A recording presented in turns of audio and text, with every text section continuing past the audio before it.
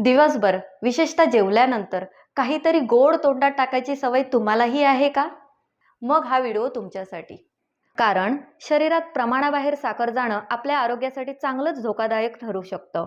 FSSAI अर्थात food safety and standard authority of India सांगते की एका दिवसात मोठ्या व्यक्तींनी जास्तीत जास्त 25 ग्रॅम आणि लहान मुलांनी जास्तीत जास्त 20 ग्रॅम साखर खाल्लेली चालते.